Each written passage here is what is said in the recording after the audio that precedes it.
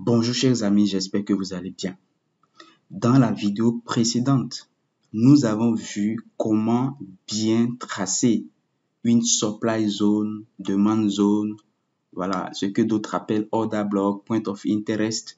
Nous avons vu comment bien les tracer. Maintenant, dans cette vidéo, nous allons voir comment valider une zone de supply, demand, order block ou point of interest. Donc, nous voulons voir ici comment bien sélectionner une zone pour notre trading.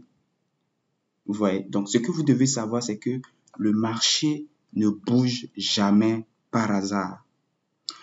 Il y a des règles à respecter, il y a des propriétés à respecter sur le graphique. J'irai même jusqu'à dire qu'il y a des lois à respecter pour pouvoir bien sélectionner des zones de supply ou de demande. Pour pouvoir bien trader la notion de Smart Money Concept ou d'ailleurs pour bien comprendre le marché en général, les propriétés que nous allons voir dans cette vidéo ou les lois que nous allons voir dans cette vidéo sont très importantes pour un bon trading. Nous allons valider une zone de deux façons. D'abord, nous allons nous intéresser à la zone elle-même. La zone elle-même a besoin de remplir certains critères avant qu'elle puisse être considérée comme zone. Ensuite, la zone a besoin de présenter certaines caractéristiques où la zone doit respecter certains critères à l'intérieur de la structure du marché. C'est ces deux éléments qui vont nous permettre de savoir la meilleure zone à trader. C'est très important. Si vous visitez cette chaîne pour la première fois, n'hésitez pas à vous abonner et surtout activer la cloche des notifications pour ne manquer aucune des prochaines vidéos. Je vous invite également à rejoindre mon groupe Telegram. Le lien se situe dans la description. Voilà, donc la vidéo précédente vous a permis de savoir que ici, on a une supply zone. Ici, on a une supply zone. Ici, vous voyez, à chaque pic, on a des supply zones. Vous voyez, à chaque creux, on peut avoir des demandes zones également. Vous voyez, des demandes zones. Voilà, des demandes zones. Demande zone ici, supply zone ici.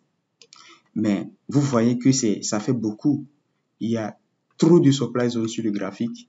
Il y a trop de demandes zone sur le graphique. Voilà, donc à chaque fois qu'on a un pic ou un creux, c'est probablement une zone de supply de demande. Mais ici, nous, on veut celle qui répondra, celle qui aura une forte probabilité de réagir lorsque le prix viendra sur elle. Et pour cela, il faut certaines conditions. Vous voyez? Voilà. Maintenant, intéressons-nous d'abord à la zone elle-même. Quelles conditions, quels critères la zone elle-même doit remplir? D'abord, ce qu'il faut savoir, c'est que il faut que la zone, d'abord, soit petite. Si la zone est trop large, c'est-à-dire ici, nous avons par exemple ici une zone de demande par là. Vous voyez? Cette zone de demande, elle est un peu trop large parce que nous sommes en D1. On peut la raffiner en descendant d'un time frame comme je l'ai présenté, vous voyez, et ça nous permet d'avoir une zone un peu plus petite et bien plus intéressante. Remarquez par exemple cette zone ici, elle est un peu plus petite, vous voyez. Donc plus la zone, elle est petite, elle est serrée, plus elle est intéressante. Plus elle est intéressante, vous voyez ici par exemple, on a cette zone-là, vous voyez, voilà, elle était beaucoup plus petite. Et quand la zone elle est comme ça, non seulement elle est intéressante, mais aussi elle nous permet de réduire considérablement le risque. Vous voyez, c'est extrêmement important. Maintenant, l'autre élément qu'il faut pour avoir une zone intéressante et même l'élément le plus important pour valider une zone elle-même. Là, pour l'instant, on ne parle pas de la structure du marché. Vous voyez, on ne parle pas du tout de la structure du marché. Nous parlons de l'élément de la zone elle-même, la zone de façon intrinsèque, c'est-à-dire la zone sans la prise en compte de l'environnement. Vous voyez? Voilà. Donc, le deuxième élément, c'est le départ. Là, c'est très important. C'est-à-dire, ici, on a notre demande zone. Vous voyez? La bougie qui forme la zone. La bougie, là, vous voyez, la bougie ERC dont j'ai parlé, la bougie qui a un corps imposant qui englobe la bougie précédente. Elle est extrêmement importante. Vous voyez, cette bougie-là doit être vraiment imposante. Remarquez cette bougie par exemple.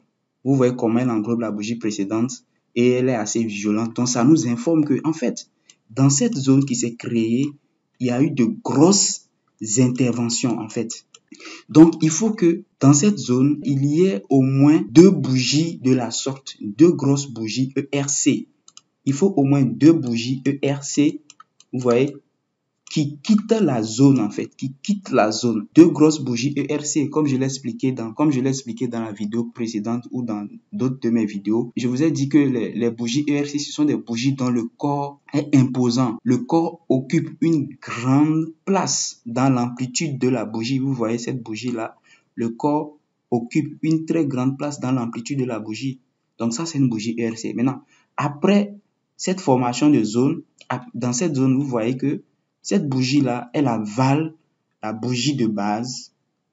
Ensuite, après l'avalement, on a une deuxième bougie ERC qui suit, qui est vraiment en forme. Donc là, ça nous informe que vraiment, cette zone, elle est très intéressante. Pourquoi? Parce qu'on a au moins 2 bougies ERC qui suivent. Vous voyez? Remarquons la zone ici également. Voilà. Vous voyez que après la formation, lors de la formation de cette zone, on a la bougie de base ici, qui est la bougie noire, la bougie baissière. Ensuite, on a une bougie haussière pleine avec un gros corps qui avale entièrement la bougie précédente. Après, on a une petite bougie. Ensuite, on a une grosse bougie encore. Donc, ça peut ne pas être successif. Vous voyez, ça peut ne pas être successif, mais au moins, il faut ça. Il faut au moins 2 grosses bougies ERC qui se forment lors de l'impulsion qui quitte la zone. Donc, là, on a cette bougie-là. Là, on a cette bougie-là et cette bougie-là qui se forment après notre zone. Vous voyez, et là, ça nous rassure. Ça nous informe qu'il y a eu vraiment une grosse intervention dans la zone. C'est très important. Ensuite, vous pouvez voir qu'on a eu ici, après cette formation, après cette zone-là, lors de la formation de cette zone-là également, quelle est la bougie qui sort de la zone? C'est cette bougie-là, cette grosse bougie ERC avec un gros corps. On a un et on a un deuxième ici également. Donc, il faut au moins 2. Voilà. Donc, on va voir un autre cas, le cas de d'une supply zone, par exemple. Voilà, on va juste aller un peu derrière. Voilà. Donc, remarquez ici. Voilà, ici également, on a notre zone qu'on peut tracer comme ça. Vous voyez. Et qu'est-ce qu'il faut? Comme je vous l'ai dit, la zone, elle doit être petite. Vous voyez ici, nous sommes en daily, comme c'est en daily, on pouvait aller un peu plus bas pour raffiner la zone. Parce que remarquez, jusqu'à la profondeur où le prix est rentré, dans la plupart des cas, c'est ça. Vous voyez. Donc, on a notre zone qui est bien. Maintenant, il faut observer les bougies maintenant qui quittent la zone. Les bougies qui forment le départ de la zone. Vous voyez. Donc ici, la première bougie qui forme le départ, c'est celle-là. C'est quelle bougie? C'est une bougie ERC. C'est bien, c'est très bien. Vous voyez. Ici, c'est une autre bougie, mais elle n'est pas ERC. Mais là, au moins, on a eu une bougie ERC. Vous voyez, donc on a au moins 2 bougies ERC qui se sont formées dans l'impulsion. Vous voyez, dans le départ de la zone. Vous voyez, donc là, c'est intéressant Mais la question, c'est est-ce qu'elle va remplir les critères dans la structure du marché? Là, c'est autre chose. Parce qu'une zone elle-même peut remplir les critères qu'on veut, mais dans la structure, la zone peut présenter des critères qui ne correspondent pas à ce que nous voulons voir. On va prendre encore deux autres exemples. Regardez cette zone ici. Ici, on a eu une chute. On a eu une base qui s'est formée. Vous voyez? Et là, on a eu une grosse bougie qui quitte la zone. Donc, le départ est très important. Vous voyez que là, cette bougie, elle est énorme. Voilà, c'est ce qu'on veut. La bougie, elle est grande. Ensuite, il y a eu de petites bougies. Et après, on a eu encore une grosse bougie là. Ouais, donc là, c'est exactement le critère est respecté. On a deux grosses bougies qui suivent la création de la zone. Donc, la zone à elle-même, elle est valide. Maintenant, la question c'est, est-ce que la zone est valide dans le sens de la structure? C'est pas sûr. Vous voyez, c'est pas sûr. Sinon, vous voyez ici que elle n'a même pas fait quelque chose d'intéressant. Malgré qu'elle est valide, elle n'a rien fait.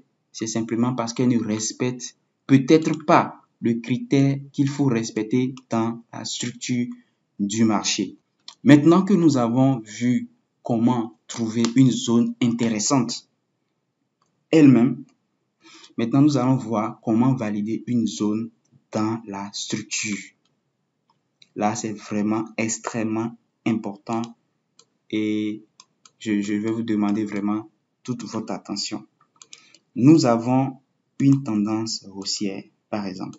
Le prix, il fait des pics de plus en plus haut et des creux de plus en plus haut. Vous voyez? OK. Dans une tendance haussière, les demandes zones uniquement sont à considérer. C'est extrêmement important. Ça veut dire que dans notre tendance haussière là, on va uniquement chercher des opportunités sur les demandes zones. Sur les bonnes demandes zones, c'est-à-dire les demandes zones qui sont valides elles-mêmes.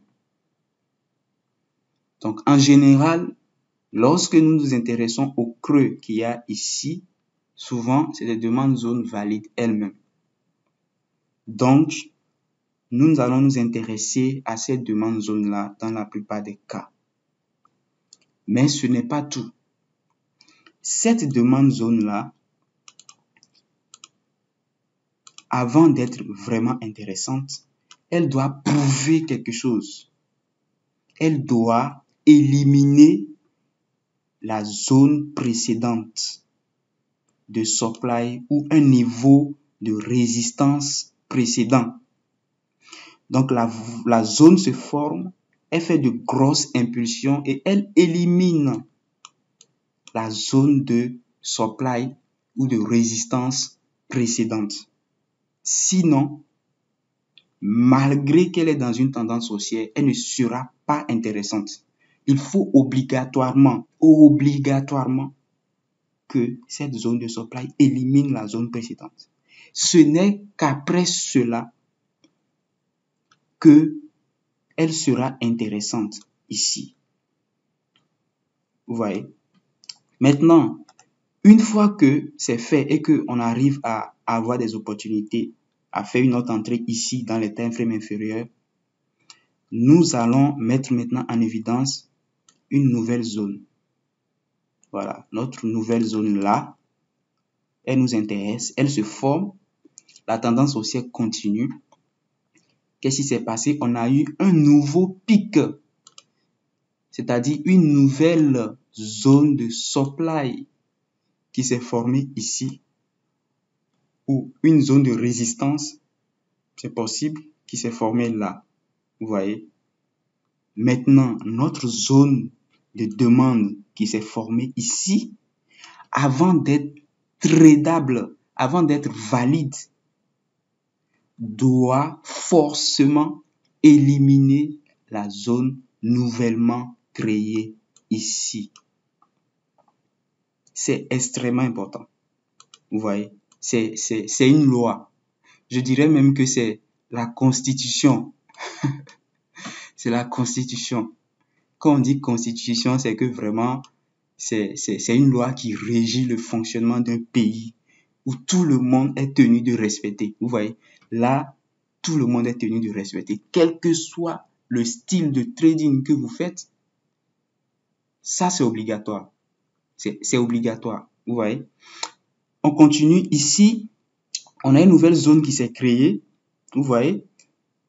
Et là, qu'est-ce qu'il faut pour que cette zone soit intéressante? C'est la même chose. Il faut que cette zone-là, non seulement elle respecte les critères qu'elle doit respecter elle-même, c'est-à-dire les bougies d'impulsion importantes qui vont prouver que dans la zone, il y a eu des vraies interventions. Mais en plus, il faut forcément que la zone élimine complètement le niveau précédent. Ce n'est qu'après cela que nous allons pouvoir nous intéresser à cette zone-là pour des opportunités d'achat. Vous voyez, c'est extrêmement important. Maintenant que tout se passe bien, vous voyez que lorsque ces propriétés sont respectées, la probabilité est élevée que la structure du marché continue normalement son sens. Vous voyez, la structure continue normalement son sens et tout se passe correctement et vous respectez la structure et vous vous insérez vraiment dans la structure et vous avez assez de chances de faire de bons trades. Maintenant, supposons que nous sommes à un niveau là où le prix il fait ça et puis il fait ça. Voilà, on a un truc comme ça. Vous voyez que là, à ce niveau-là, le prix, il n'a pas pu casser la zone précédente. Il n'a pas pu casser cette zone-là. Cette zone de demande qui s'est formée ici n'est pas tradable. Même si elle remplit les conditions qu'elle doit remplir elle-même et ne casse pas cette zone-là, ça veut dire qu'elle n'a pas prouvé, elle n'a pas fait ses preuves. Donc là, on ne va pas trader cette zone-là. Vous voyez, on va plutôt se préparer éventuellement, si on comprend bien la structure, on va se préparer éventuellement à un retournement de marché. Maintenant, supposons que nous avons un retournement de marché là, le prix il fait ça, il fait ça. Vous voyez, donc après le retournement, après la cassure de structure et le retournement pour une tendance baissière, automatiquement, qu'est-ce qui se passe? Toutes les zones de demande qu'on avait mis en évidence lors de la tendance haussière ne sont plus valides. Cette zone-là n'est plus valide. La zone qu'il y avait ici n'est plus valide. Toutes les zones de demande qu'on avait lors de la tendance haussière n'ont plus d'importance. Elles ne sont plus valides. C'est très important. Là maintenant, dans notre nouvelle tendance baissière, ce qui va nous intéresser, c'est les nouvelles zones de supply.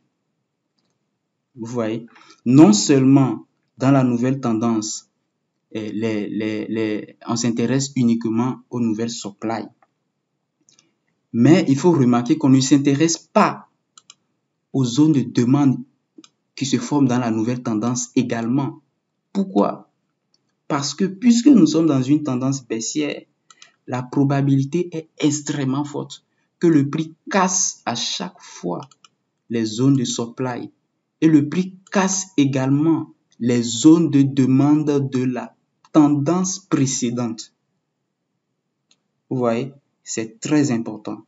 Donc, ça veut dire que ici, on aurait pu chercher une opportunité quelque part ici. Vous voyez, pourquoi? Parce que non seulement on est dans une tendance baissière, on a notre zone de supply qui s'est créée et elle a fait quoi? Elle a éliminé la zone de demande précédente. Vous voyez? Donc, après avoir éliminé la zone de demande précédente, notre zone de supply ici est valide. D'autres appellent ça point of interest, mais c'est la même chose. Moi, je considère une bonne zone de supply-demande, une zone qui remplit tous les critères. Vous voyez? Le prix, il fait ça, il revient créer une nouvelle zone de supply. Et notre zone de supply là est valide. Pourquoi? Parce que elle a éliminé la zone de demande précédente. Vous voyez? Ainsi de suite. Jusqu'au moment où il y aura un scénario où on constate que la zone n'arrive pas à créer quelque chose d'intéressant. Vous voyez que ici, si cette zone-là n'arrive pas à casser, elle n'a pas pu casser cette zone ici, ça veut dire que cette zone n'est pas intéressante. Elle n'est pas valide. Même si elle remplit les critères qu'elle doit remplir elle-même, mais ne remplit pas les critères qu'il faut remplir dans la structure du marché, ça veut dire que la zone ne sera pas intéressante. Vous voyez? Voilà. Maintenant, à quoi peut servir les zones précédentes? C'est-à-dire, dans cette tendance haussière, on avait des zones de demande qui étaient valides. Vous voyez? Mais le prix n'est pas revenu sur ces zones-là. Et qu'est-ce qui s'est passé? On a eu un retournement de tendance. Les zones-là, on ne peut plus les utiliser en tant que zone, puisque nous sommes dans une tendance baissière, on doit respecter la structure, vous voyez. Mais ces zones-là, on peut les utiliser comme objectif. C'est-à-dire que ici, par exemple, on peut utiliser cette zone-là comme objectif potentiel. C'est-à-dire qu'après être rentré ici, en vente, dans cette zone-là, on a obtenu notre impulsion. On sécurise. On sait que si le prix casse la zone de demande opposée, la probabilité est importante que notre impulsion, notre correction de la tendance baissière se crée potentiellement sur une zone de demande de la tendance précédente. Vous voyez? Et là, c'est une information importante. Donc, on sait qu'on peut mettre notre take profit quelque part ici. Vous voyez, quelque part là. Surtout s'il y a de la liquidité dans ces zones-là à chercher. Vous voyez. Mais ça ne veut pas dire qu'il faut trader ces zones-là. Puisque la probabilité est extrêmement forte qu'elles soient éliminées. Vous voyez. Donc, si vous avez des questions, n'hésitez pas à les poser en commentaire. Rejoignez le groupe Telegram. Likez la vidéo si vous appréciez le contenu. Voilà, maintenant que nous avons... maintenant, ce qu'il faut voir, c'est que c'est la même chose. Et le principe continue tout le temps. Hein. Le principe continue. Donc, si ici, on a un retournement qui se produit et le prix commence à faire des pics de plus en plus haut, donc après la cassure de structure ici, automatiquement, vous devez savoir que toutes les zones de supply qu'on avait eues auparavant ne sont plus valides. Plus valides. Vous voyez? Et ce qui va nous intéresser, c'est les nouvelles zones que le marché va créer dans la tendance. Donc, de cette façon, vous allez voir que vous tradez toujours dans le sens de la tendance et les opportunités que vous allez prendre auront de fortes probabilités de réalisation. Maintenant que nous avons vu et que nous avons compris comment ça marche, nous allons essayer de nous retrouver sur le graphique. Voilà, donc remarquez ici, on avait une tendance baissière quelque part là, vous voyez. Et là, après, disons, après la cassure, ici, il y avait une tendance haussière. Hein, et là, après la cassure de de ce niveau-là. Vous voyez, après la cassure de ce niveau-là, on peut commencer à chercher des opportunités baissières. Maintenant, remarquez, qu'est-ce qui casse ce niveau-là? Quelle zone a cassé ce niveau-là et qu'on peut considérer comme valide pour la suite? Vous voyez, c'est bien sûr cette zone-là. C'est elle qui a cassé la zone précédente.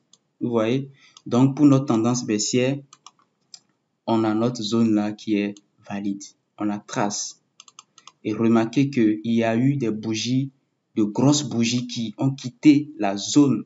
Vous voyez, donc la zone à elle-même, elle est valide parce qu'elle respecte les critères de bougie ERC qui doivent décaler, qui doivent quitter la zone, qui doivent former le départ de la zone. En plus de cela, elle a éliminé une zone précédente. Donc, c'est une bonne zone. Donc, ça veut dire que là, on attend une opportunité de vente sur la zone là. La zone le prix a fait un pullback complexe. Ça ne doit même pas nous inquiéter. C'est un pullback complexe et il revient sur la zone. Vous voyez? Maintenant, ensuite, qu'est-ce qui se passe? Après ce niveau-là qui s'est formé, le prix, il vient faire quoi? Il vient éliminer encore une nouvelle zone. Il vient éliminer cette zone-là quelque part ici. Vous voyez? Et là, qu'est-ce qui a vraiment éliminé cette zone-là? C'est ce niveau-là. C'est ce niveau-là. Mais ici, vous voyez comment la zone s'est formée. Il n'y a pas vraiment de bougie qu'on veut au départ, en fait. Mais ici, quand même, finalement, il y a eu une cassure de la zone. Vous voyez?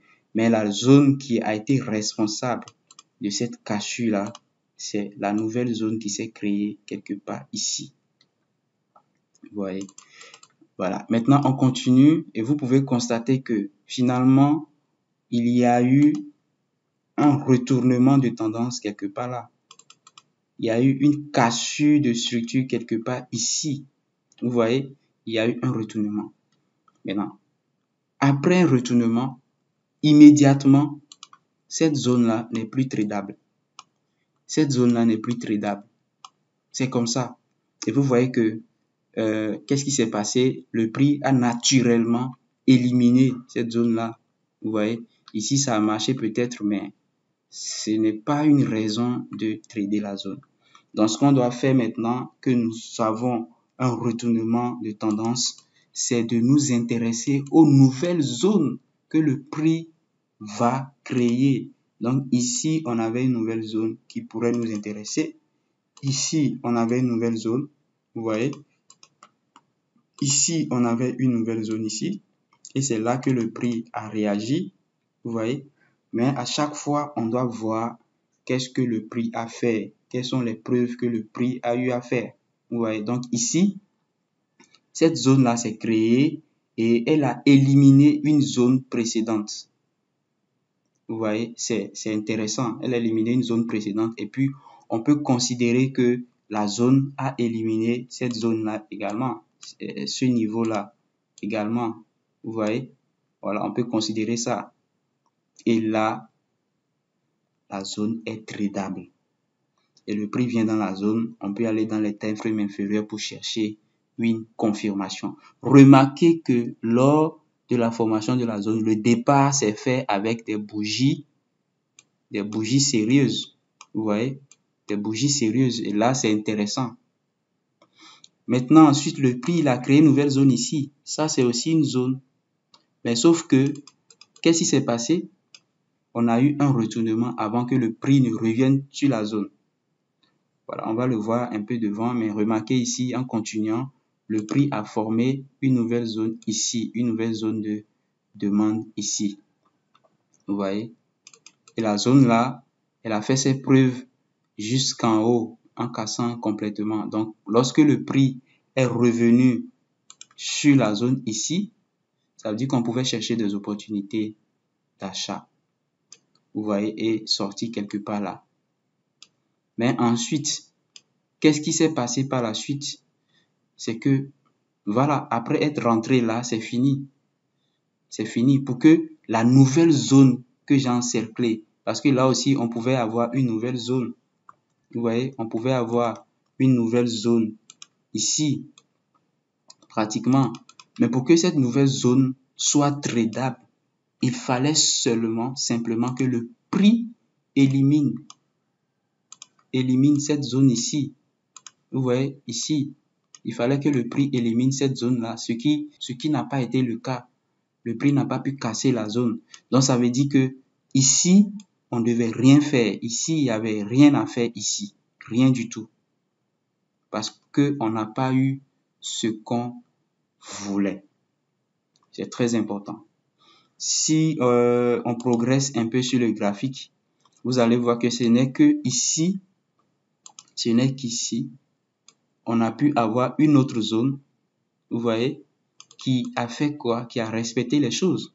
Parce que la zone est venue casser le dernier pic. Mais attention, le dernier pic, c'est pas ici. C'est ici. C'est le vrai pic ici. Vous voyez? Donc, le prix est venu casser le vrai dernier pic ici. Et ensuite, qu'est-ce qui s'est fait? On est venu avoir ici une opportunité d'achat. Dans les time frames inférieurs, nous sommes en daily, en H4. On aurait pu prendre quelque chose rapidement et sortir avec même un gros risk reward dans cette impulsion H4 là. Vous voyez? C'est extrêmement important. Maintenant qu'on a eu un retournement par la suite, toutes les zones précédentes ne sont plus valides. Regardez comment le prix a cassé les zones là facilement. Regardez comment le prix a cassé la zone facilement. Regardez comment le prix a cassé la zone facilement. C'est logique, c'est normal, parce qu'il y a une tendance baissière qui se forme. Dans une tendance baissière, le prix doit évoluer, il doit forcément casser les zones précédentes. C'est normal.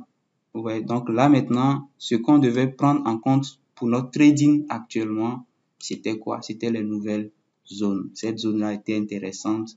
Pourquoi? D'abord, il y a de grosses bougies. Et puis, la zone a éliminé des niveaux précédents. Ouais, sauf que le prix n'est pas venu à temps. Et là, si on a un retournement, la zone ne sera plus valide.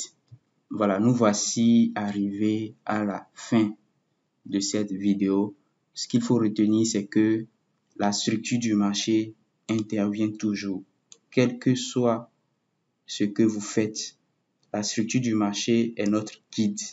Elle nous permet de vraiment faire de très belles choses. Vous voyez? Voilà. Donc, pour valider une zone, on a besoin que la zone soit valide elle-même avec des bougies ERC qui se forment. Et on a besoin que la zone respecte les critères de la structure du marché. Lorsque ces deux éléments sont vérifiés, on est complètement bon. J'espère que vous avez appris quelque chose de cette vidéo. Si c'est le cas, n'hésitez pas à vous abonner, likez la vidéo et surtout rejoignez le groupe Telegram. Merci.